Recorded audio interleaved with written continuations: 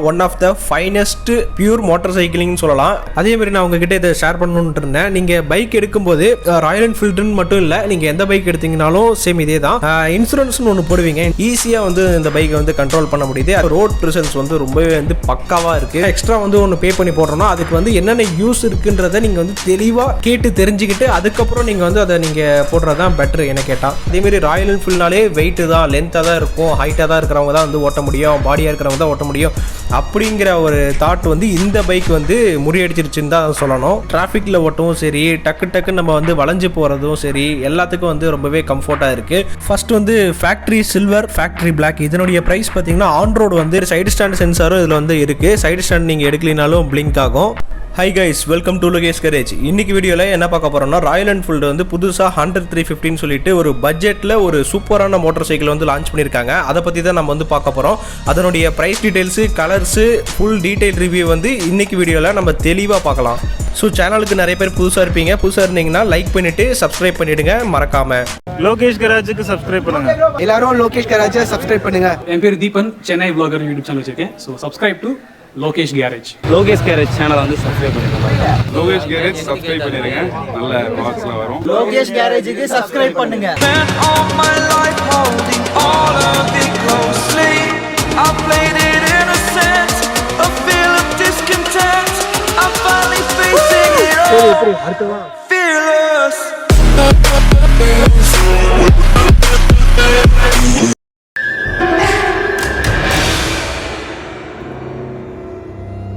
இந்த வீடியோவை ஃபுல்லாக பார்த்துட்டு நீங்கள் இந்த பைக்கை பற்றி என்ன நினைக்கிறீங்கன்றதை கமெண்ட்டில் சொல்லுங்கள். இந்த வீடியோ எடுக்க சப்போர்ட் பண்ண ஈரோடு மோட்டார்ஸ் ராயல் என்ஃபீல்டுக்கும் ஷோரூம்னுடைய சேல்ஸ் மேனேஜர் கார்த்திக் சாருக்கும் ஒரு பிக் தேங்க்ஸ். இந்த ஷோரூம் எங்கே இருக்குன்னா, ஈரோடு சக்தி ரோட்டில் உள்ள லோட்டஸ் டிவிஎஸ் பக்கத்துலேயே வந்து இந்த ஷோரூம் இருக்குது. ஈரோட்லேயே வந்து பெரிய ராயல் என்ஃபீல்டு ஷோரூம்னா அது இதுதான். அது மட்டும் இல்லாமல் இந்த ஷோரூமில் வந்து ஸ்டாக் வந்து அவைலபிலிட்டி வந்து எப்பயுமே நிறையாவே வச்சுருப்பாங்க. எல்லா வெரைட்டிலையுமே வந்து வெஹிக்கிள் வந்து நம்ம வந்து பார்க்கலாம். ஷோரூம்னுடைய சேல்ஸ் டீம் கான்டாக்ட் டீடைல்ஸ் வந்து டிஸ்கிரிப்ஷனில் கொடுத்துருக்கேன். நீங்கள் புக் பண்ணணும்னு நினச்சிங்கன்னா ஈரோடு ராயல் என்ஃபீல்ட் ஷோரூம்க்கு வந்து கால் பண்ணி புக் பண்ணிக்கோங்க. ராயல் என்ஃபீல்டு ஹண்டர் 350 இதனுடைய இன்ஜின் பற்றி நம்ம வந்து பார்க்கலாம். இதனுடைய இன்ஜின் எடுத்துக்கிட்டோம்னா single cylinder 4 stroke SOHC engine வந்து கொடுத்துருக்காங்க. 350cc இன்ஜின் வந்து டிஸ்பிளேஸ்மெண்ட் வந்து இருக்கு. இதனுடைய மேக்ஸிமம் பவர் பார்த்தீங்கன்னா 20.4 PS வந்து இருக்கு. அட் 6100 RPM வந்து ஒர்க் ஆகுது. இதனுடைய மேக்ஸிமம் டார்க்னு எடுத்துக்கிட்டோம்னா 27 நியூட்டன் மீட்டர் வந்து வருது. அட் 4000 RPM வந்து ஒர்க் ஆகுது. இன்ஜின் பார்க்குறப்போ J சீரிஸ் இன்ஜின் தான் வந்து கொடுத்துருக்காங்க. கிளாசிக் 350லையும் மீட்டிஆர்லையும் என்ன இன்ஜின் யூஸ் பண்ணுறாங்களோ சேம் அதே இன்ஜின் தான் வந்து ஹண்டர்லேயும் வந்து யூஸ் பண்ணியிருக்காங்க. இந்த இன்ஜின் பார்த்தீங்கன்னா one of the finest pure மோட்டார் சைக்கிளிங்னு சொல்லலாம். இந்த இன்ஜின் வந்து அவ்வளோ ஒரு கம்ஃபர்ட் ஜோன் நமக்கு வந்து கொடுக்குது. ஏன்னா வைப்ரேஷனே வந்து இந்த இன்ஜினில் வந்து கிடையாது. அவ்வளோ ஸ்மூத்தாக இருக்கும். பட்டர் ஸ்மூத்துன்றது வந்து இந்த இன்ஜினில் வந்து நீங்கள் ஃபீல் பண்ணுவீங்க. அந்த இன்ஜினை தூக்கி ஹண்டருக்கு வந்து கொடுத்துருந்தாலும் ஹண்டர் வந்து டோட்டலாகவே டிஃப்ரெண்ட்டுங்க. அதோடைய நேமுக்கு ஏற்ற மாதிரி ஹண்டருக்கு ஏற்ற மாதிரியே வந்து வடிவமைச்சு வச்சுருக்காங்க. என்னுடைய ரைட் ரிவ்யூவில் நான் வந்து ஓப்பனாக இது வந்து உங்ககிட்ட நான் வந்து ஷேர் பண்ணுறேன். ஹண்டர் ஓட்டும் போது எனக்கு வந்து ரொம்பவே வந்து ஒரு காம்பாக்டான பைக் வந்து ஓட்டுற மாதிரி தான் ஒரு ஃபீலிங். நான் வந்து கிளாசிக் 350 தான் நான் வந்து ஆல்ரெடி வச்சிருக்கேன், ராயல் என்ஃபீல்டு தான் வச்சிருக்கேன். அதை ஓட்டிட்டு இதை ஓட்டுறதுனாலேயே இல்லைன்றது எனக்கு வந்து தெரியல. பட் ஆனால் வந்து ரொம்பவே வந்து பைக் வந்து காம்பாக்டாக இருக்குது. அது வந்து ஷார்ட்டாக இருக்கிறவங்களுக்கும் சரி, டாலாக இருக்கிறவங்களுக்கும் சரி, இந்த பைக் வந்து ரொம்பவே வந்து காம்பாக்டாக வந்து இருக்குது. ஈஸியாக வந்து இந்த பைக்கை வந்து கண்ட்ரோல் பண்ண முடியுது. அதேமாரி ராயல் என்ஃபீல்ட்னாலே வெயிட்டு தான், லென்த்தாக தான் இருக்கும், ஹைட்டாக தான் இருக்கிறவங்க தான் வந்து ஓட்ட முடியும், பாடியாக இருக்கிறவங்க தான் ஓட்ட முடியும் அப்படிங்கிற ஒரு தாட் வந்து இந்த பைக் வந்து முறியடிச்சிருச்சுன்னு தான் சொல்லணும். 100-350 இந்த பைக்கினுடைய லுக்கை பார்க்கும்போதே ரொம்பவே வந்து ஒரு அட்ராக்டிவான லுக்காக வந்து இருக்குது. அதே மட்டும் இல்லாமல் ரோட் ப்ரெசன்ஸ் வந்து ரொம்பவே வந்து பக்காவாக இருக்குது. வண்டி போகும்போதே வந்து துண்டாக தனியாக வந்து தெரியுது. ராயல் என்ஃபீல்டு வந்து இந்த பைக்கோட ரைடிங் பொசிஷனுக்காகவும் கம்ஃபர்ட்டுக்காக இந்த பைக்குக்காகவே ஓவராலாக வந்து ரொம்பவே வந்து ஒர்க் பண்ணியிருக்காங்கன்றது இந்த பைக்கை பார்க்கும்போதே நல்லாவே தெரியுது. அப்படி என்னென்ன பண்ணியிருக்காங்கன்னு பார்த்தீங்கன்னா, இந்த பைக் வந்து பார்க்குறதுக்கு அப்ரைட்டில் வந்து பொசிஷனாக உட்காந்து ஓட்டுற மாதிரி தான் ஒரு ஃபீல் இருக்கும். பட் ஆனால் என்னோட காலை வந்து நீங்கள் நோட் பண்ணிங்கன்னா உங்களுக்கே தெரியும். நார்மலாக வந்து கிளாசிக்கில் வந்து ஸ்ட்ரைட்டாக இருக்கும் கால் வந்து கீழே, ஃபுட் பேக் வந்து கீழே வைக்கிறது ரைடருக்கு. இதில் வந்து கால் வந்து பார்த்தீங்கன்னா கொஞ்சம் பேக் சைடு நம்ம வந்து லெக் வந்து வச்சு ஓட்டுற மாதிரி தான் வந்து கொடுத்துருக்காங்க. கியரும் பார்த்தீங்கன்னா நம்மளுக்கு வந்து அப்சைட் டவுன் கியர் வந்து கொடுத்துருக்காங்க. இந்த மாதிரியான ஒரு ரைடிங் பொசிஷன் அவங்க கொடுக்கறதுனால நம்மளுக்கு வந்து உட்காந்து போகும்போது ரொம்பவே வந்து ஒரு கம்ஃபர்ட்டான ஒரு ஃபீலிங் வந்து கொடுக்குது. டேங்க்கில் பார்த்தீங்கன்னா என்னோட நீ வந்து கரெக்டாக வந்து ஒட்டி இருக்கும். அதுக்கும் வந்து பார்த்தீங்கன்னா சின்னதாக வந்து ஒரு ஸ்பேஸ் கொடுத்து டேங்க்கும் வந்து அதுக்கேற்ற மாதிரி அவங்க வந்து கஸ்டம் பண்ணி வந்து வச்சுருக்காங்க. அதை எப்படி சொல்கிறதுனா, ஹேண்டில் பார் நல்லா ஃபிட்டான ஹேண்டில் பார், நல்லா காம்பேக்டான ஒரு பைக்கு.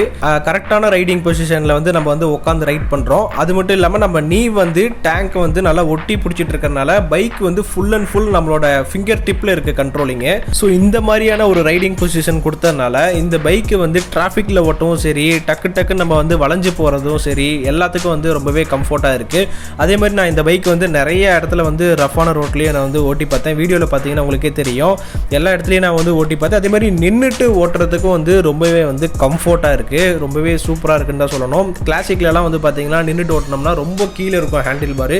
இதில் வந்து ஹிமாலயனில் வந்து எப்படி வந்து நம்ம ஸ்டாண்டிங்கில் வந்து பைக் ஓட்டுவோமோ அதே ஒரு ரைடிங் பொசிஷன் வந்து எனக்கு வந்து இந்த ஹண்டரில் வந்து கிடைக்கிது. ஸோ நின்றுட்டு ஓட்டணும்னு நினைக்கிறவங்க எல்லாருக்கும் வந்து இந்த பைக் வந்து ரொம்பவே நல்லாயிருக்கும். எனக்கு வந்து பர்சனலாக இந்த பைக் வந்து ரொம்பவே பிடிச்சிருக்கு. ஏன்னா நான் வந்து அப்பப்போ வந்து நான் லாங் ரைட்ஸ் போகும்போது கொஞ்சம் லைட்டாக ஸ்டாண்ட் அப் பண்ணி தான் நான் வந்து ஓட்டுவேன். ஏன்னா வந்து கொஞ்சம் ரிலாக்ஸாக இருக்கிறதுக்காக.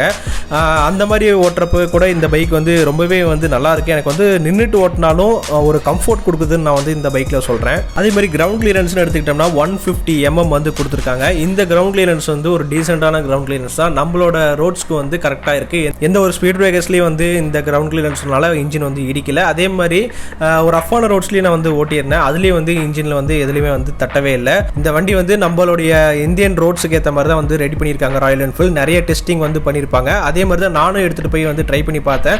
எந்தவித ஸ்பீட் பிரேக்கர்ஸ்லேயும் வந்து இடிக்கல. அதே மாதிரி நான் நிறைய ரஃப்பான ரோட்ஸ்லேயும் வந்து ஓட்டினேன். அதுலேயும் வந்து கிரவுண்ட் கிளியரன்ஸ் வந்து கம்மியாக இருக்கிறதுனால எனக்கு வந்து எந்த டிசப்பாயின்மெண்ட்டும் இந்த பைக்கில் வந்து சுத்தமாக வந்து தெரியல. அதனால் 150 mmங்கிறது வெறும் ஒரு நம்பர் தான். அதை வந்து அதுக்காக இந்த பைக்கை வந்து நீங்கள் அவாய்ட் பண்ணாதீங்க. நம்மளாம் டைரெக்டாக வந்து கொண்டு போய் ஆஃப் ரோட்டில் வந்து இறக்கி ஓட்டினோம்னா மட்டும்தான் வந்து இது இடிக்குமே தவிர நம்மளுடைய இந்தியன் ரோட்ஸுக்கு வந்து நீங்கள் எடுத்துகிட்டு போகும்போது எங்கேயுமே வந்து உங்களுக்கு வந்து பிரச்சனையே கிடையாது. அப்படியே நீங்கள் வந்து கம்மியாக இருக்குன்னு ஃபீல் பண்ணாலும் உங்களுக்கு அடியில் இன்ஜின் அடியில் வந்து சம் கார்டு வந்து நம்ம வந்து போட போகிறோம். ஸோ அதனால் இன்ஜினுக்கு வந்து எந்த விதமான பாதிப்பும் வந்து இருக்காது. இந்த கிரவுண்ட் கிளியரன்ஸ் வந்து நான் ஏன் இவ்வளோ டீப்பாக வந்து உங்ககிட்ட வந்து பேசுகிறேன்னா, இது வந்து நான் வீடியோ எடுக்கிறப்பே நிறைய பேர் வந்து பார்த்துட்டு இருந்தவங்களா சும்மா பேசிகிட்டு இருந்தாங்க. அந்த ஒரு ரீசனுக்காக தான் இந்த மாதிரி பேட் திங்கிங் வந்து வரக்கூடாதுன்னு சொல்லிட்டு தான் நான் இதை வந்து கொஞ்சம் டீட்டெயிலாக வந்து எடுத்து பேசியிருக்கேன். என்னதான் ராயல் என்ஃபீல்டு வந்து மீட்டியரோட இன்ஜின், கிளாசிக் 350யோட ரீபானோட இன்ஜினை தூக்கி இந்த ஹண்டர் 350க்கு கொடுத்துருந்தாலும் ஒரு ட்ராக் ரேஸ்ன்னு வைக்கும்போது ஹண்டர் 350 தான் வந்து வின் பண்ணும். ட்ராக் ரேஸில் என்னென்ன பைக் நான் சொல்கிறேன்னா, கிளாசிக் 350 ரீபான் எடுத்துக்கோங்க, மீட்டியர் எடுத்துக்கோங்க, இந்த ஹண்டர் எடுத்துக்கோங்க. இந்த 3 பைக்கே வச்சு ட்ராக் ரேஸ் வச்சிங்கன்னா இந்த பைக் தான் வந்து வின் பண்ணும். ஏன்னா இந்த பைக் வந்து இனிஷியல் வந்து பிக்கப் வந்து அதிகமாகவே இருக்குது. என்ன சொல்கிறேன், 3 இன்ஜினுமே வந்து ஒரே சிசி, ஒரே இன்ஜின், ஒரே பவர்ன்றப்போ எப்படி இது மட்டும் வந்து அதிகமாக போகும், ஸ்பீடாக போகும்னு சொல்கிறேன்னா, இந்த பைக் வந்து வெயிட் வந்து ரொம்பவே வந்து கம்மியாக இருக்குது.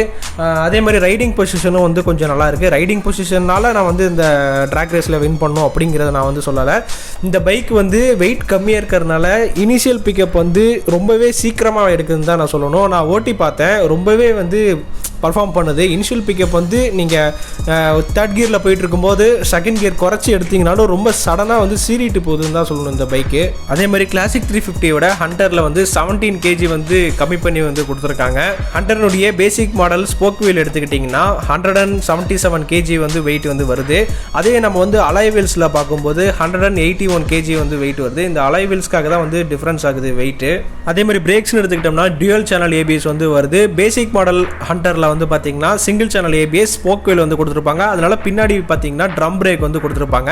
இதே அலாய் வீல்ஸில் எடுத்துக்கிட்டிங்கன்னா டியூயல் சேனல் ஏபிஎஸ் வந்து கொடுத்துருப்பாங்க. பிரேக்கிங்கும் பார்த்தீங்கன்னா ரொம்பவே வந்து பக்காவாக வந்து கொடுத்துருக்காங்க. நம்மளுக்கு வந்து ஈஸியாக இருக்குது இந்த பிரேக்கிங் வந்து பண்ணும்போது. அதே மாதிரி ரியர் பிரேக் பார்த்தீங்கன்னா கீழே வந்து லிவரில் வந்து இந்த புஷ் வந்து இருக்காது. ஹிமாலயனில் எப்படி வந்து ஒரு ஆஃப் ரோட் பிரேக்கிங் லிவர் வந்து கொடுத்துருப்பாங்களோ அதே மாதிரி தான் இந்த ஹண்டர்லேயும் வந்து கீழே கொடுத்துருக்காங்க.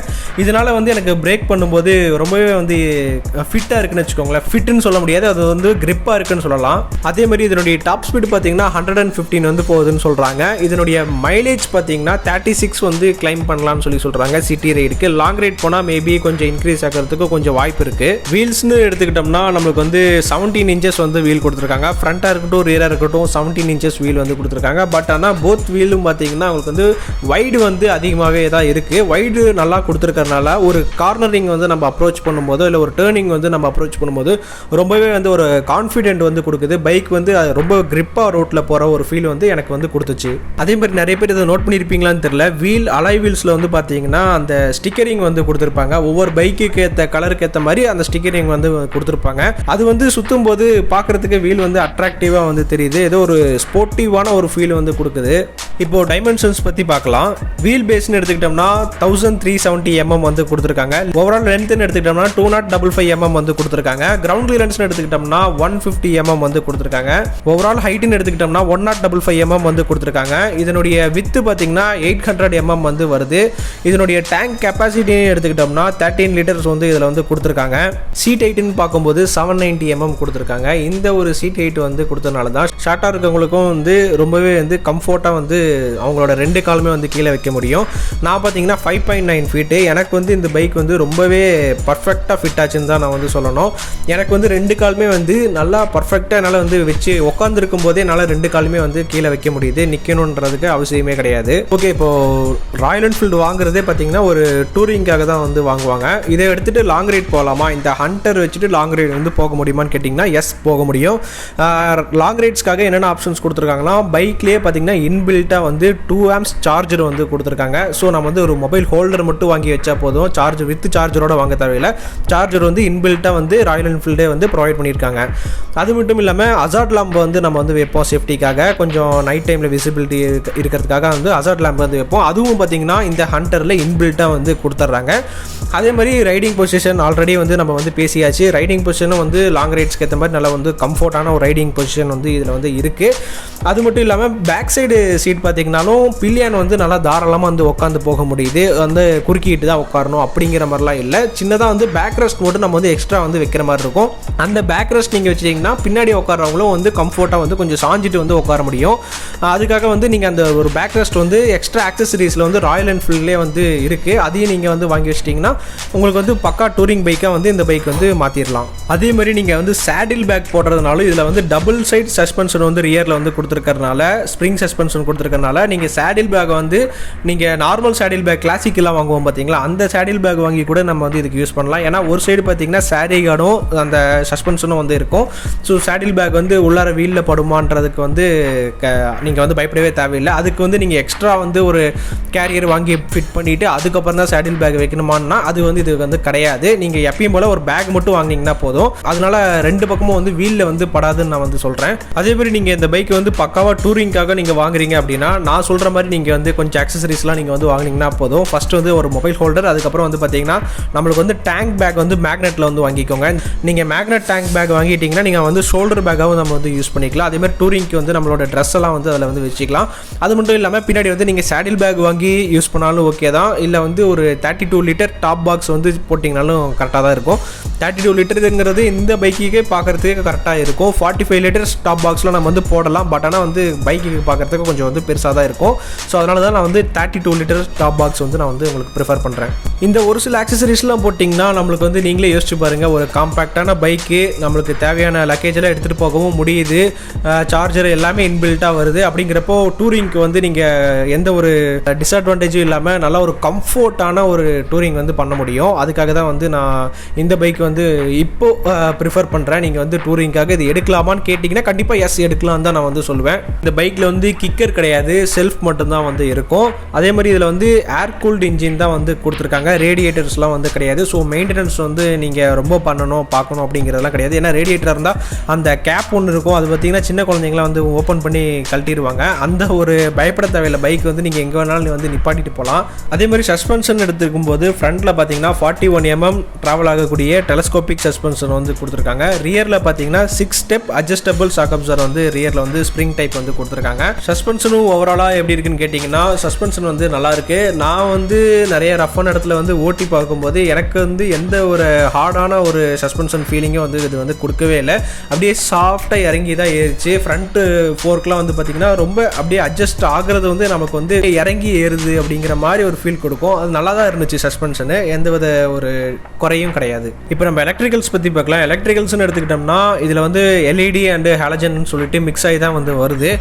ஹெட்லைட் பார்த்திங்கன்னா எல்லா பைக்ஸ்லையுமே வந்து ஹாலஜன் தான் வந்து கொடுத்துருக்காங்க. இண்டிகேட்டர்ஸும் அதே மாதிரி ஹாலஜனில் தான் வந்து கொடுத்துருக்காங்க. இண்டிகேட்டர்ஸ் வந்து நீங்கள் அடிஷனல் ஆக்சசரிஸில் வேணால் எல்இடியில் வந்து வாங்கி வந்து நம்ம வந்து போட்டுக்கலாம். டெய்ல் லைட்டு பார்த்திங்கன்னா அதே மாதிரி வந்து எல்இடியில் வந்து வருது. டெய்ல் லைட் வந்து எந்த பைக்கில் வந்து ஹாலஜனில் கொடுத்துருக்காங்கன்னா ஃபேக்ட்ரின்ற ஒரு வேரியண்ட் வந்து இருக்குது ஹண்டரில், அதாவது பேசிக் மாடலு. அந்த பேசிக் மாடல் ஃபேக்ட்ரி ஹண்டர் மாடலில் மட்டும்தான் வந்து ஹாலஜன் லைட்ஸ் வந்து வருது. மிச்சம் இருக்கக்கூடிய டேப்பர் அப்புறம் ரீபல் 2 மாடல்லையும் பார்த்தீங்கன்னா டெயில் லைட் வந்து எல்இடியில் தான் வந்து கொடுத்துருக்காங்க. ஹண்டரில் வந்து பார்த்தீங்கன்னா 8 புது கலர்ஸ் வந்து கொடுத்துருக்காங்க. 8 புது கலர்ஸில் வந்து 3 வேரியண்ட் வந்து இதில் வந்து பிரித்து வச்சுருக்காங்க. அது என்னென்ன வேரியண்ட்டு அப்படின்றத நான் வந்து நேம் கலரோட வந்து உங்களுக்கு வந்து டீட்டெயிலாக வந்து சொல்கிறேன். பேசிக் வேரியண்ட்லேயே பார்த்தீங்கன்னா 2 கலர்ஸ் வந்து கொடுத்துருக்காங்க. பேசிக் வேரியண்ட்டில் வந்து ஃபேக்ட்ரி பிளாக்குங்கிறது ஒரு கலரு, 2வது கலர் பார்த்தீங்கன்னா ஃபேக்ட்ரி சில்வர்னு சொல்லிட்டு ஒரு கலர் வந்து கொடுத்துருக்காங்க. இப்போ நெக்ஸ்ட் வந்து பார்த்தீங்கன்னா மிடில் மாடல் வந்து நம்ம வந்து பார்க்க போகிறோம். இதில் வந்து டேப்பர்னு சொல்கிறாங்க. இந்த டேப்பர் வேரியண்ட்டில் வந்து 3 கலர்ஸ் வந்து கொடுத்துருக்காங்க.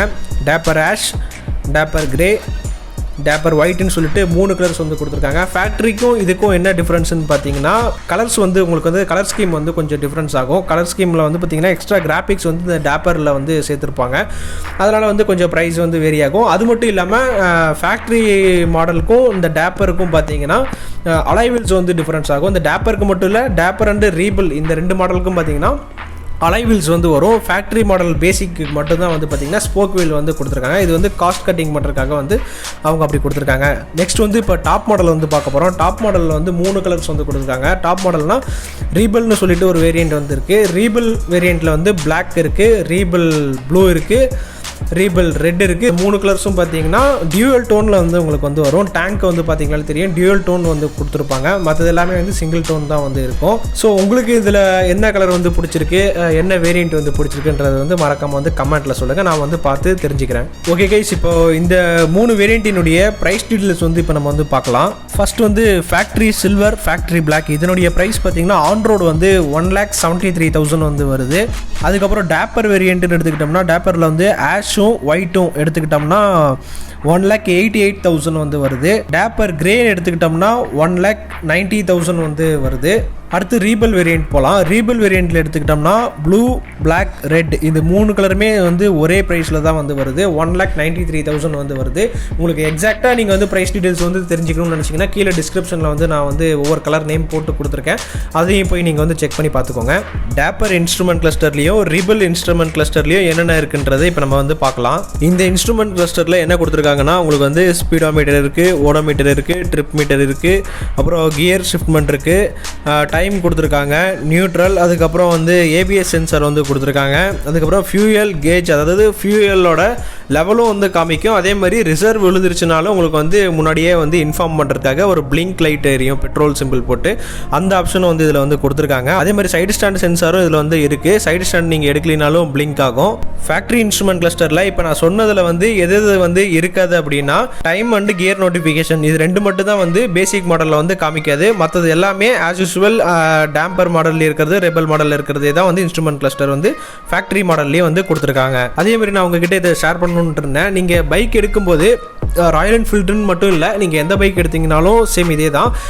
இன்சூரன்ஸ்னு ஒன்று போடுவீங்க. இன்சூரன்ஸ் போடுறப்போ பேசிக் இன்சூரன்ஸ் இல்லாமல் பம்பர் டு பம்பர் இன்சூரன்ஸாக வந்து போட்டுக்கோங்க. பெரிய டிஃப்ரென்ஸ் வந்து இருக்காது. காஸ்ட் வைஸில் பார்த்தீங்கன்னா ஒரு 900 இல்லை 1000 1500 தான் டிஃப்ரென்ஸ் வந்து இருக்கும் நார்மல் இன்சூரன்ஸுக்கும் இதுக்கும். ஸோ அதனால் நீங்கள் பம்பர் டு பம்பர் இன்சூரன்ஸ் வந்து போட்டிங்கன்னா உங்களுக்கு வந்து கிளைம் வந்து கொஞ்சம் அதிகமாகவே வந்து இருக்கும். ஷோரூமில் வந்து டீட்டெயில்ஸ் கேட்டிங்கன்னா அவங்க வந்து கண்டிப்பாக வந்து சொல்லுவாங்க. அதே மாதிரி எக்ஸ்டெண்டட் வாரண்டின்னு சொல்லிட்டு ஒன்று இருக்குது. அதுவும் வந்து நீங்கள் வந்து ராயல் என்ஃபீல்டு வந்து போட்டுக்கோங்க. எக்ஸ்டெண்டட் வாரண்டி போட்டிங்கன்னா நீங்கள் மேனுஃபேக்சரிங் எக்ஸாம்பிளுக்கு நான் சொல்கிறேன், மேனுஃபேக்சரிங் வாரண்டி வந்து 3 years 30,000 கிலோமீட்டர் வந்து இருக்குதுன்னு சொல்கிறாங்கன்னு வச்சுக்கோங்களேன். நீங்கள் எக்ஸ்டெண்டட் வாரண்டி போட்டிங்கன்னா 4th year 5th year வந்து உங்களுக்கு வந்து அதை எக்ஸ்டெண்ட் பண்ணி தருவாங்க. மொத்தத்தில் வந்து 5 years 50,000 கிலோமீட்டருக்கு வந்து நம்மளுக்கு வந்து அவங்க இந்த எக்ஸ்டெண்ட் வாரண்டியில் வந்து என்னென்ன கிளைம் ஆகுதோ அதெல்லாம் வந்து நமக்கு வந்து ஃப்ரீ கிளைம் வந்து ஆகும். ஸோ அதனால் அந்த டீட்டெயில் வந்து ஃபுல்லாக நீங்கள் கேட்டுக்கோங்க. எக்ஸ்டெண்ட் வாரண்டி போடும்போது அதுக்கு என்னென்னலாம் வந்து கிளைம் ஆகுன்றதை நீங்கள் ஷோரூமில் கேட்டிங்கன்னா அவங்க டீட்டெயிலாக சொல்லுவாங்க. அதை கேட்டுட்டு நீங்கள் எக்ஸ்டெண்டட் வாரண்டி போட்டுக்கிறதும் நல்லது. அதுவும் எத்தனை இயர் அப்படிங்கிறத வந்து டீட்டெயிலாக கேட்டுக்கோங்க. நம்ம வந்து ஒன்று போடுறோம் அப்படின்னா எக்ஸ்ட்ரா வந்து ஒன்று பே பண்ணி போடுறோம்னா அதுக்கு வந்து என்னென்ன யூஸ் இருக்குன்றதை நீங்கள் வந்து தெளிவாக கேட்டு தெரிஞ்சுக்கிட்டு அதுக்கப்புறம் நீங்கள் வந்து அதை நீங்கள் போடுறது தான் பெட்ரு என்ன கேட்டால். என்னதான் நான் வண்டியை விரட்டி ஓட்டினாலும் துரத்தி வந்து இந்த வீடியோவை கேப்சர் பண்ணி கரெக்டாக எடுத்து கொடுத்தேன். அருண் ப்ரோவுக்கும் நவீன் ப்ரோவுக்கும் ஒரு ரைடர் சல்யூட். இந்த வீடியோ வந்து நான் கொஞ்சம் ஃப்ரெண்ட்ஸ் கூட உட்காந்து பேசினா எப்படி இருக்குமோ அந்த மாதிரி நான் வந்து பிளான் பண்ணி தான் நான் வந்து இந்த வீடியோவை வந்து எடுத்திருக்கேன். உங்ககிட்ட நான் சொல்லக்கூடிய விஷயம் வந்து கொஞ்சம் ஈஸியாக வந்து போய் உங்ககிட்ட சேரணும் அப்படிங்கிறதுனால தான் இந்த மாதிரி நான் வந்து எடுத்திருக்கேன். ஸ்பெசிஃபிகேஷனை மட்டும் நான் வந்து டேரெக்டாக சொல்லிட்டு விட்டுருக்கலாம். அப்படி விட்டுருந்தா அது எந்தளவுக்கு ரீச் ஆகுன்றது எனக்கு வந்து தெரியல. நான் வந்து இப்படி பண்ணால் கொஞ்சம் ரீச் ஆகும், உங்களுக்கு வந்து ஈஸியாக இருக்கும், பார்க்குறதுக்கும் வீடியோ பார்க்குறதுக்கும் ஈஸியாக இருக்கும்னு சொல்லிட்டு தான் நான் வந்து இந்த மாதிரி வந்து பிளான் பண்ணி நான் வந்து வீடியோ எடுத்தேன். ஸோ இந்த மாதிரி வீடியோ எடுக்கலாமா இல்லை இல்லை ஸ்பெசிஃபிகேஷன்ஸ் மட்டும் சொல்லலாமா அப்படிங்கிறத வந்து நீங்கள் தான் வந்து எனக்கு வந்து கமெண்ட்டில் வந்து சொல்லணும்.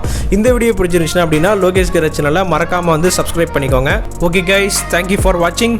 Bye bye.